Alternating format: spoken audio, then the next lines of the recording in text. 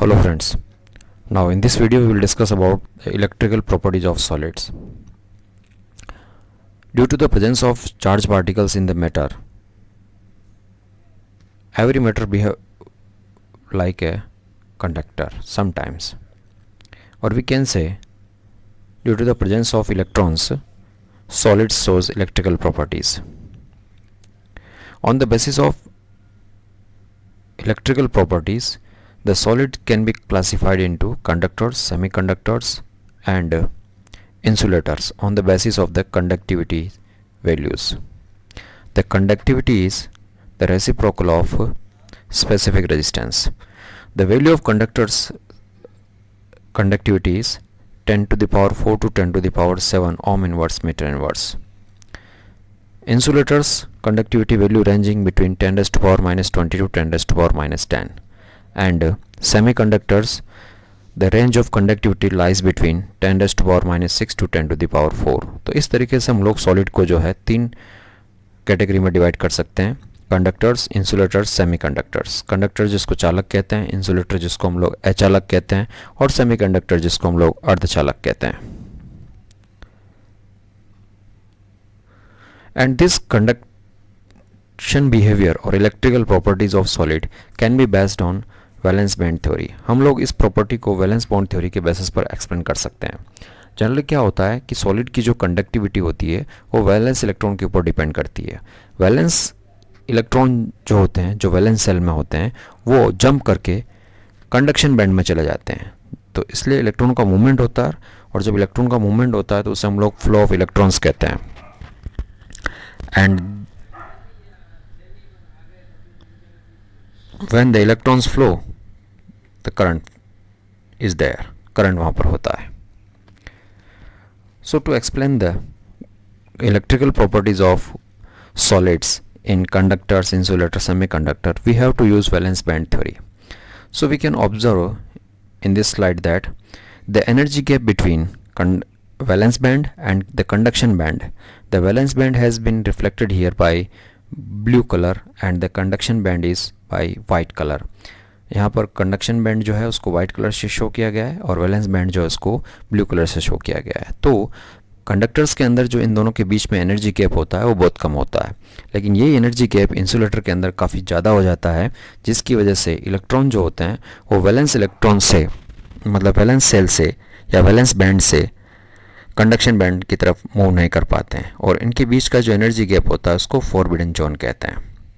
Semiconductor के अंदर ये जो गैप है ये कंडक्टर से थोड़ा ज़्यादा लेकिन इंसुलेटर से थोड़ा कम होता है. तो इस तरीके से वैलेंस बैंड थ्योरी जो है वो सॉलिड को तीन कैटेगरी में डिवाइड करने में हेल्पफुल होता है. सेमीकंडक्टर्स, सेमीकंडक्टर उसे कहते हैं जो रूम टेम्परेचर से थोड़े ज़्यादा तापमान के ऊपर इलेक्ट्रिसिटी फ्लो करते हैं. अदरवाइज़ रूम टेम्परेचर पे वो नहीं करते हैं, लेकिन जैसे टेम्परेचर थोड़ा सा बढ़ता है वो इलेक्ट्रिसिटी फ्लो करते हैं. ओके, सेमीकंडक्टर्स जो हैं वो दो टाइप के होते हैं: इंट्रिंजिंग एंड एक्सट्रिंजिंग. ओके, इंट्रिंजिंग जो सेमीकंडक्टर होते हैं वो अपने खुद के अंदर ही की अरेंजमेंट की वजह से ही कंडक्टिविटी शो करते हैं और इनकी कंडक्टिविटी जो है वो लो होती है. इनकी जो कंडक्टिविटी है वो लो होती है, just like silicon and germanium. Okay, conductivity can also be increased by adding appropriate amount of suitable impurity. Process is called doping. अगर हम लोग कंडक्टिविटी को बढ़ाना चाहते हैं तो सेमीकंडक्टर के अंदर हम लोग इम्प्योरिटी डाल सकते हैं, ऐड कर सकते हैं, जिसको डोपिंग कहते हैं. इम्प्योरिटी जो है दो टाइप की होती है, एक इलेक्ट्रॉन रिच इम्प्योरिटी होती है, दूसरा इलेक्ट्रॉन डेफिशिएंट इम्प्योरिटी होती है. This is the example of semiconductor silicon and germanium.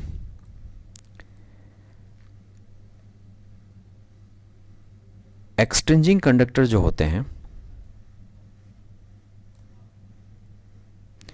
उनके अंदर जब इम्प्योरिटी मिलाई जाती है किसी इंट्रिंजिंग सेमीकंडक्टर के अंदर तो बनता है एक्सट्रिंजिंग. मतलब बाहर से कोई चीज़ मिलाई गई है जिसकी वजह से उसकी कंडक्टिविटी बढ़ जाती है तो उसको एक्सट्रिंजिंग सेमीकंडक्टर कहते हैं. इंट्रिंजिंग सेमीकंडक्टर के अंदर कोई भी इम्प्योरिटी मिक्स नहीं की जाती है. दो टाइप के होते हैं, एक N type semiconductor, the another is P type semiconductor. N type के जो सेमीकंडक्टर होते हैं उसके अंदर इलेक्ट्रॉन रिच इम्प्योरिटी मिलाई जाती है, मतलब जिसमें इलेक्ट्रॉन एक्सेस में होता है।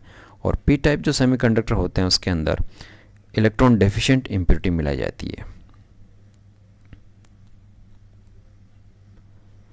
इलेक्ट्रॉन रिच इम्प्योरिटीज़ का मतलब है, जैसे कि यहाँ आप देख सकते हैं स्क्रीन पे, एक परफेक्ट सेमीकंडक्टर जो होता है उसमें उसके एटम्स जो होते हैं वो बाकायदा अरेंज रहते हैं। जैसे सिलिकॉन एटम लिया है तो सिलिकॉन की वैलेंसी 4 होती है, तो हर तरफ से वो अपने 4 बॉन्ड बना करके अपना ऑक्टेट कंप्लीट करके रखता है।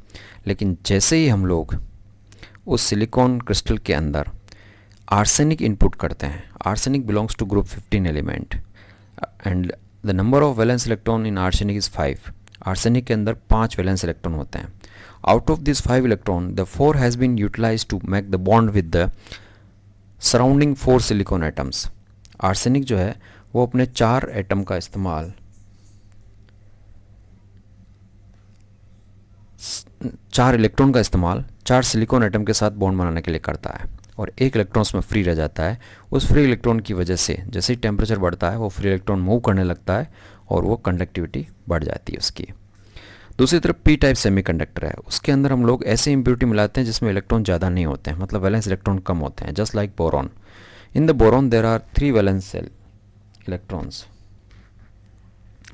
These 3 electrons utilized to make the bond with the surrounding 3 silicon atoms. But the surrounding 4 out of 4 surrounding silicon atoms, one remains unbonded. जो 4 उसके चारों तरफ सिलिकॉन एटम होते हैं उसमें से एक जो होता है सिलिकॉन एटम वो उसके साथ बॉन्ड नहीं कर पाता है, क्योंकि बोरॉन के पास में इलेक्ट्रॉन नहीं है। तो जैसे ही हम टेम्परेचर बढ़ाते हैं वो फिर इलेक्ट्रॉन मूव करना स्टार्ट करता है, और मूव करने से फिर वो कंडक्टिविटी करंट को पास करने लगता है। तो इस तरीके से एन टाइप और पी टाइप सेमीकंडक्टर बनते हैं। Electron rich impurities, electron rich impurities का सीधा सा मीनिंग है the impurities belongs to group 15 element like phosphorus and arsenic.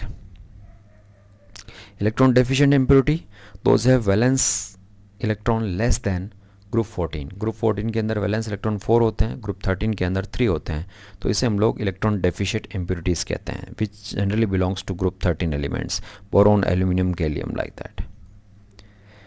This is again the picture of perfect crystal, N type and P type. Application of N type and P type semiconductor means semiconductor का क्या applications हैं।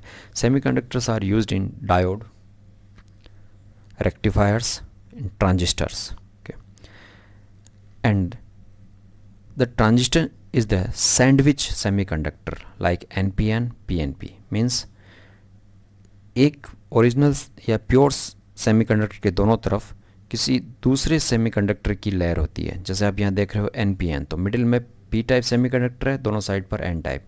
दूसरा होता है PNP, जिसमें middle में N type semiconductor है, दोनों तरफ P टाइप सेमीकंडक्टर है।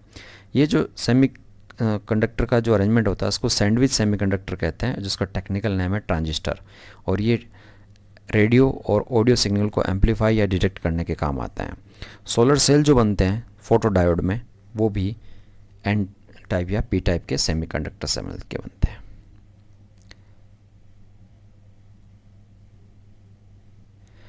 Twelve, 16 and 13, 15 group compounds. 12, 16 और 13, 15 ग्रुप कंपाउंड्स का मीनिंग ये है।